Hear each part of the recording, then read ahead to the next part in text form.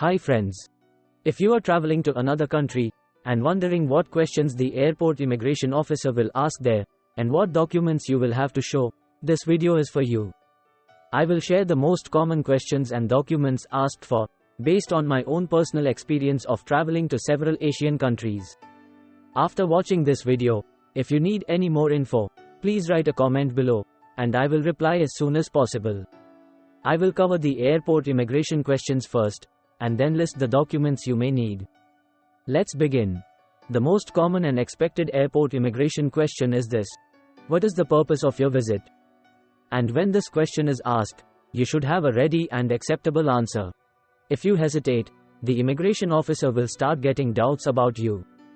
Give a short and clear reply, and do not appear nervous. The immigration officer is trying to find out if the real purpose of your visit is to seek employment, or you are there to engage in something illegal. The most readily accepted answer is, I am on vacation. When you give this answer, there are usually no follow-up questions about the purpose of visit. And when you say, you are visiting friends or relatives, or attending a business meeting or event, there may be follow-up questions. You will need to have the details ready, in case the immigration officer decides to probe further. Once the purpose of visit is established, the immigration officer will likely ask, how long will you stay? If you are staying for a short period, and within the duration allowed by that country's visa and immigration policy, your first answer will likely be accepted. And if you are staying longer than a few days, there may be follow-up questions. The third common airport immigration question is about the money you are carrying, and they may even ask you to show proof of funds. The best proof of funds you can show is that country's currency, or another popular currency, which can be easily changed at a money exchange outlet. Some countries even accept credit cards or prepaid forex cards as proof of funds. But even there, it is better to carry some currency along with your cards. Bank statements are usually not accepted as proof of funds. But it is possible that the policy of the country you are visiting may be to require or accept bank statements. Proof of funds requirements vary by country, and you will need information specific to the country where you are going. One more thing here. If you are carrying currency, be sure to comply with the currency regulations of your own country, as well as the country you are visiting. If you bring currency more than a particular limit, you may have to make a declaration to the customs officials at the airport. In my opinion, this declaration business should be avoided to the extent possible. The golden rule is, do not carry more than the permitted amount of currency. The next possible airport immigration question will be, are you traveling alone, or with friends, family, or in a group? If you are traveling alone, just say so. However, traveling with family makes the immigration process a little easier.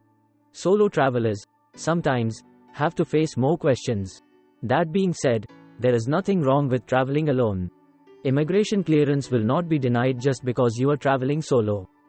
The other possible immigration questions are, where you will be staying during the visit, whether you have visited that country before, whether you have any criminal record, and what is your occupation. About the occupation, if you are unemployed, try to see if you can tell them about a source of regular income. Saying that you are unemployed may lead to further questions. If you have a job, or a business, or are a student, you will have no trouble answering the occupation question. Let us now list the documents which the immigration officer will demand and examine. The first document you will hand over to the immigration officer is your passport. Here, most countries expect a minimum remaining validity of your passport to be 6 months. However, the requirement may be different for the country you are visiting. This 6-month remaining validity may either be on the date of your arrival to that country, or on the date of your expected departure. You may want to find out the exact rule before you travel.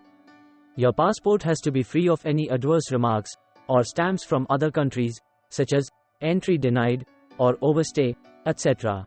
If the immigration officer finds any such stamp on your passport, you will need to explain that.